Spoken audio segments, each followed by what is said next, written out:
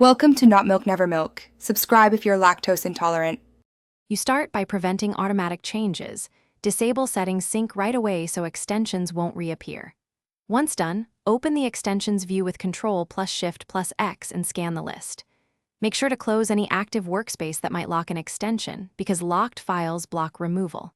Next, use the command palette, run extensions, show installed extensions, and focus on the top offenders, remove must-have duplicates first. Then proceed extension by extension to keep control of dependencies and settings.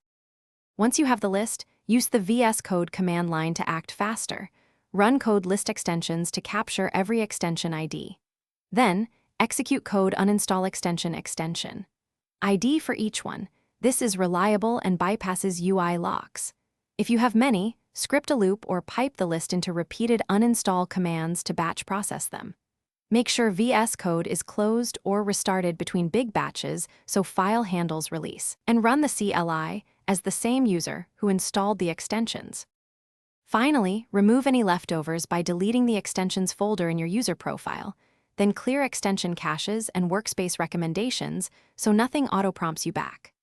Once done, restart VS Code and verify with code list extensions.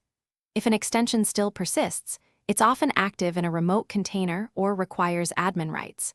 Make sure to disable remote extensions or reinstall and immediately uninstall to break stubborn state. One key troubleshooting tip: run code with extensions disabled, then manually remove the extension folder to force a clean slate. Thanks for watching. If this was helpful, leave a like and consider subscribing. See you next time.